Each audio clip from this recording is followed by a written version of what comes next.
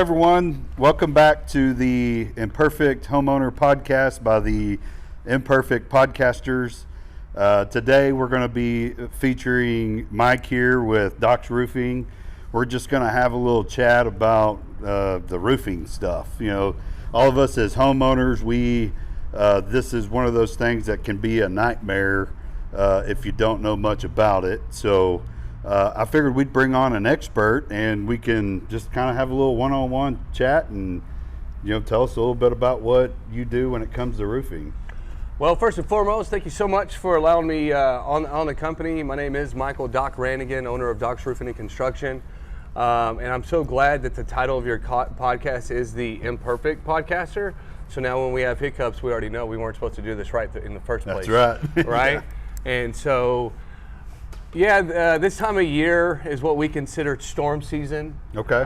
So this is kind of the Super Bowl for roofers in the industry. Currently, the DFW Metroplex has already sustained about 5 severe hailstorms ranging from Mineral Wells as far east as Texarkana and as far north as Denton and as far south as Jacksonville and San Antonio. I do not storm chase. We pride ourselves in being local. We pride ourselves on giving back to the community and just doing right all the time. Right. You know what I mean? And that's a really difficult thing to maintain when you have a lot of fly-by-night roofing companies that come through. I don't know how the AC industry is affected by those pop-up AC companies, but you can assume that not everybody is as trustworthy as you think they should be. Yeah, we run into that quite a bit in this industry. We have the same issue as we Chuck in a truck. Yeah. We call him Pete in a pickup. That's right. We do run into that, and also even during the hailstorm stuff, we'll have a lot of companies come in and they'll say, "Hey, I can cut you a heck of a deal on it," and there's a lot involved with it. Some stuff with us in our company. You remember the 2016 hailstorm that hit Wiley? I do. That's kind of where I broke my. That's where I cut my teeth. Well, actually, the storm of 2014 in East Dallas is where I cut my teeth in the roofing industry. Okay. That storm was just as impactful as the Wiley storm, but that storm in Wiley, I mean, it was going through people's homes, like through the decking and into their house. And there was just a litany of roofing contractors, any contractors for that matter. Yeah, they were coming from They were like, I can build a house with toothpicks. You're like, what? Right. And a lot of homeowners got taken advantage of. A lot of people lost a lot of money, and they had no way out. Yeah. So it's important. So when it comes to this time of the year, we've got these storms hitting us, seems like on a nightly basis. I know just last night, me and Jennifer were watching, like, do we need to go take cover? Because it's the spring storms. So you said that we get a lot of fly-by-night roofers that are coming in. What is it as a imperfect homeowner that they need to look for when it comes to contractors coming by? So whenever I approach a new client, I oftentimes ask them to research me. Right? Okay. Because if you have nothing to hide, then you can tell them, I want you to search me as to the ends of the earth. You know what I mean? I will provide them references. I will provide them with certificate of insurance. I will provide them with photos, a photo report of their home. So a couple of things that I could suggest if you're that homeowner and you've never been affected by a hailstorm and you've never filed an insurance claim, there's about 3 things you need to be doing prior to hiring a contractor. One is whatever contractor that you have come over, make sure that they give you the photos, right? If they don't want to give you the photos, don't do business with them. They're hiding something. That makes sense. Right? If there's damage on my roof, then you shouldn't have any problems with showing me the damage. Right. Fair? So on these photos, you're talking about like they're on the roof, they're taking pictures, videos, and it's probably a good idea that they're showing proof that it's your roof. That's right. Because I know for us, we'll have techs, some people don't want to get up in the attic and see the damage or a coil leaking. Okay. So we always make sure that we pan the attic and see their Christmas decorations or whatever, so they know that I'm in your house. So would that be something in your industry? Yeah, so we take a picture of the front of their home, and then the very last photo is the front of their home. Okay. Right? So we start from the front door, we end at the front door, providing them with a full 360 photo portfolio. Okay. So there isn't any questions, right? So they got that weird armadillo freaking yard ornament. They're the only ones in the state of Texas that's got this goofy yard ornament, right? And on top of that, I can't tell you how many times a company has told a client that they need a new roof, and then I come out there and I tell them the exact opposite. I'm like, no, your roof is fine. And they're like, well, the other guy, and I said, well, did the other guy show you photos? No, he said he wouldn't do that. And I said, well, cool, let me show you the photos. Yeah. And he's like, oh. And then I would go and I would show him a roof of what a hail damaged roof looks like and compare them both side by side. And I let them make the decisions. Does your roof look like this? No? Cool. Then let's save it to when you need it. Because at the end of the day, folks, getting a new roof is expensive. You have a 1% deductible. Some people have a 2% deductible. That can range anywhere from $3,000 to $7,000. Oh, goodness. Yeah. Right? And so for somebody who's living on a budget and is living within their means, they don't have an extra $7,000 laying around. So if you get a contractor that shows up, don't worry about that $7,000, sir, we'll just absorb it. Well, a red flag should pop up. How? How are you able to cut $7,000 out of a full roof replacement, gutter replacement, window screens, painting, siding? Like, where's the $7,000 coming from? I'll tell you where it's coming from. They're not doing the work. Right. Fair? Yeah, it makes sense. So, so these contractors might not carry the insurance. That's probably why it's a little cheaper on their vehicles and the general liability insurance. Right. I know we have to carry that kind of stuff. And then they may be cutting corners, you think? I know. Yeah. Not I think, I know. You know? Okay. So what are some little things they might cut corners on? There's a thing called drip edge. Okay. Right? Which most people don't even know. It's this little piece of metal that runs around the perimeter of your home that connects the fascia board to the top of your roof. Okay. Right? It's about $1,500 to replace it, to remove and replace it. Okay.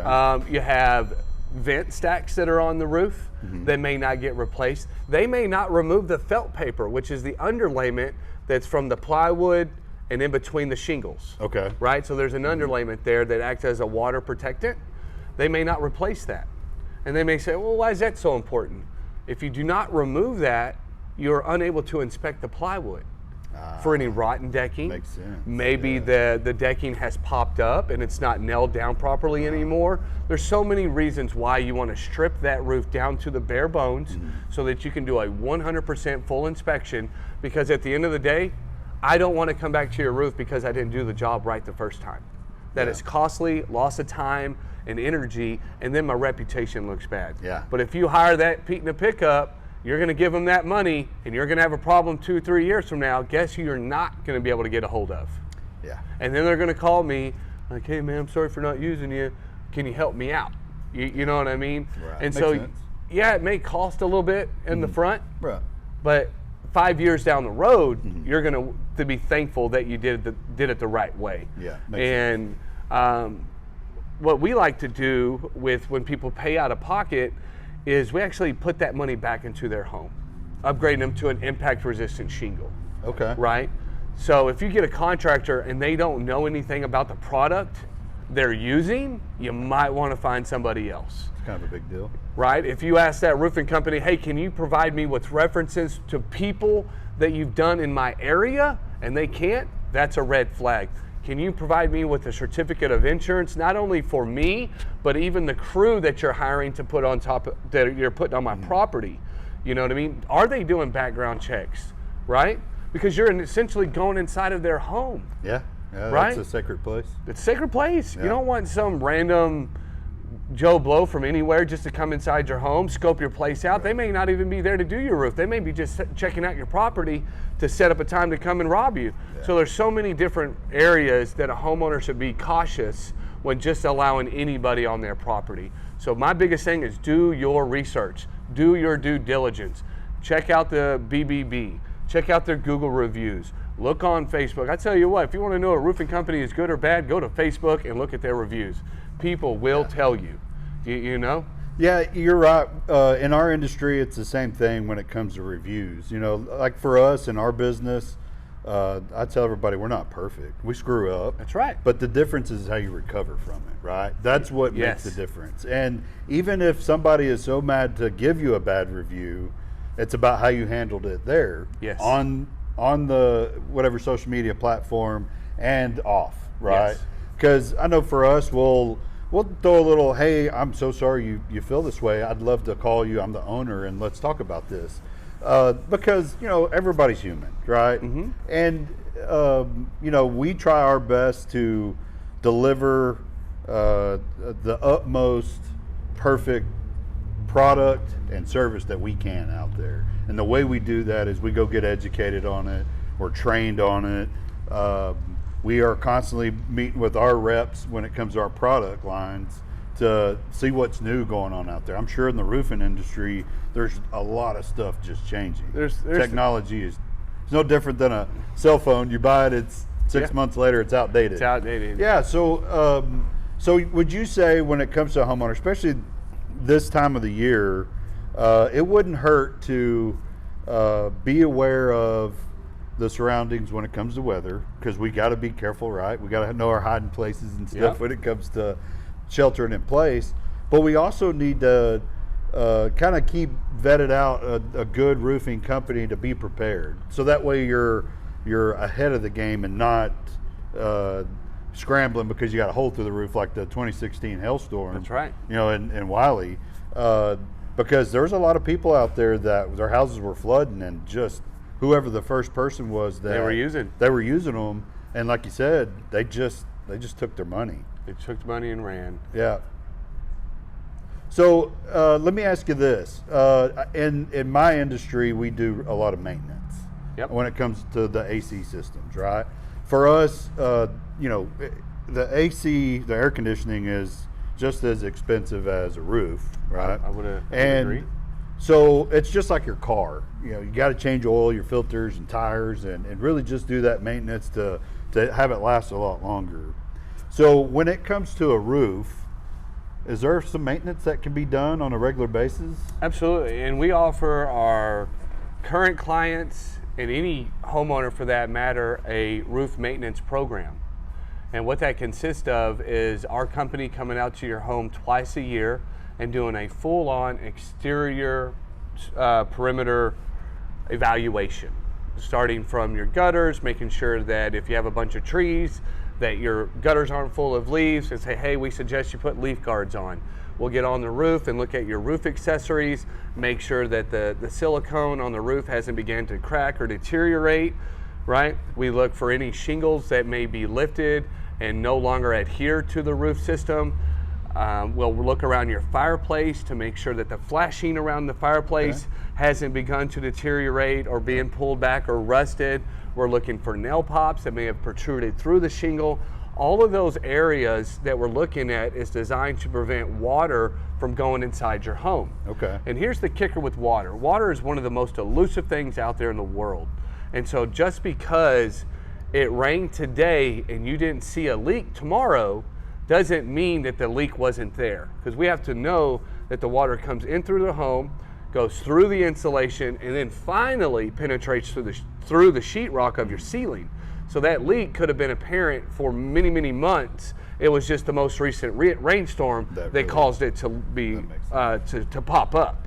Right. So with our maintenance program, it gives you peace of mind. It's about $500 a year.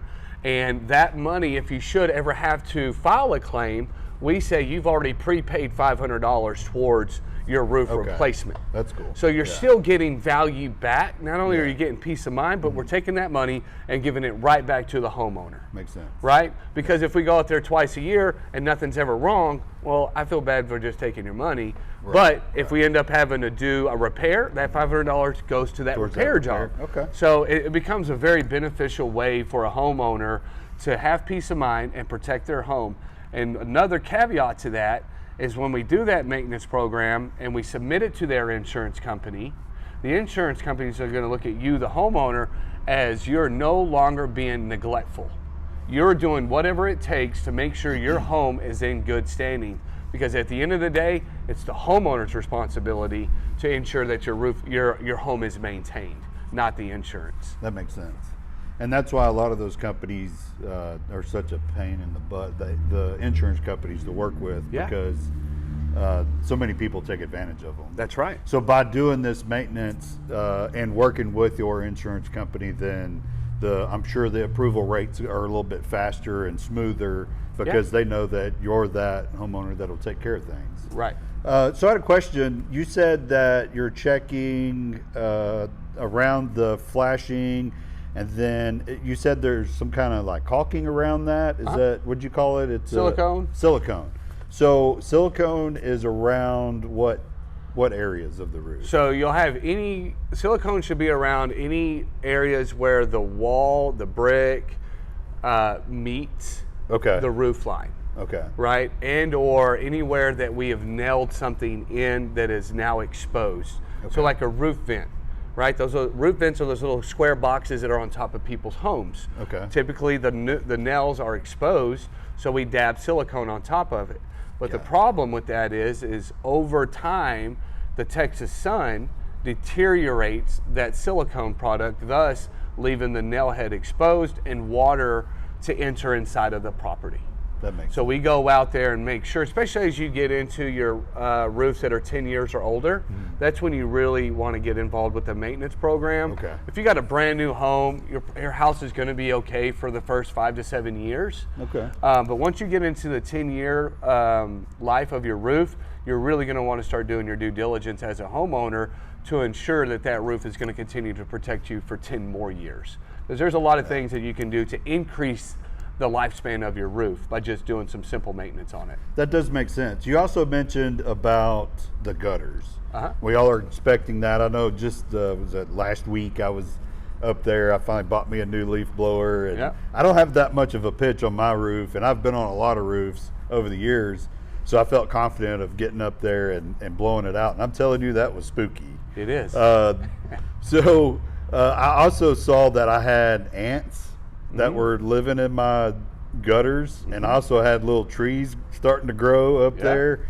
And I thought, oh my gosh, like I probably haven't done this since I put these gutters up. Since you bought the home. Since I bought the home, So I'm assuming that's a part of that inspection. That's right. You right. said that there's little guards that can be put on there that would help with catching all the leaves and debris and stuff as well, right? That's correct. And so there's also granular deterioration. I know that's that's a big fancy word for the little pebbles that are on your shingles. They'll come off of your roof during a heavy rain and they'll fill your gutters up.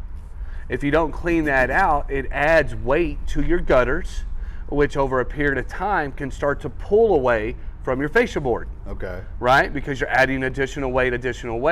And once you start pulling off of your fascia board, now your fascia board is going to start to rot. Right? So it's just this trickle down effect. That makes sense. So now I'm going to ask a dumb question. Okay.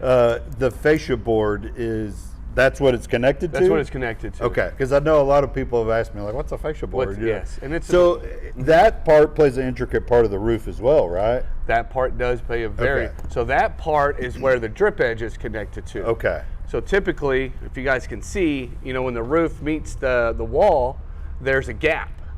That drip edge connects the plywood to the fascia board. Okay. So when it rains and the water bellows underneath the shingle, it doesn't go underneath the plywood and into your home. That makes sense. It drips down into the gutter or off the roof itself, thus calling it drip edge. Gotcha. That makes sense. So I know for me as a homeowner, that's something I probably would have never thought about. That makes sense. So doing that regular maintenance, making sure that those gutters are cleared out, and you said that over time you'll lose some of the little rocks. Would you call it that? Granules. The granules will come off into your gutters. So that could be a telltale sign of how the health of your roof is. Yep. So even by doing this maintenance on a regular basis, you kind of have your thumb on the pulse of this is what my roof is doing. Yeah, and you're able to track the lifespan of your roof that way. So for instance, I just moved into a new home. If I went home after a major rainstorm and I have a significant amount of granular loss on a roof that's only 6 months old, there's something wrong the manufacturer. Okay. Right? Yeah, that makes sense. Because the shingles are designed to be able to withstand heavy weather. But if the granulars are already coming off within 6 months, that's a manufacturer problem. Okay. But if 10 years down the road, that same rainstorm comes through and you having granular loss, that's just normal wear and tear, sun, weather damage, things of that nature. But it does give us an idea, and the insurance companies, how old your roof is. So that's how we figure out how old a roof is based on how much granulars are still on that roof, and what the walkability is on that roof. So if it's super slick, your roof's probably done. Yeah. But if I can get up there and not stick to it like a goat, your roof is probably in good shape. All right, that makes sense.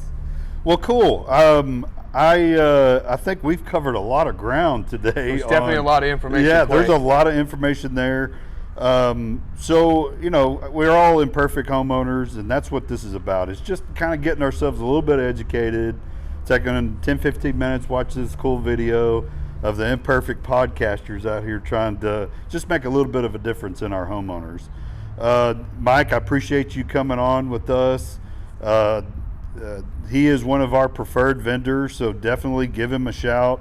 Like he said, vet him out. Make sure that he is legit. And same for us. That's when it comes to your air conditioner, that's something that is, like we talked about earlier, it's expensive, and you want to make sure you have the right company that's coming out. So please like and share this video.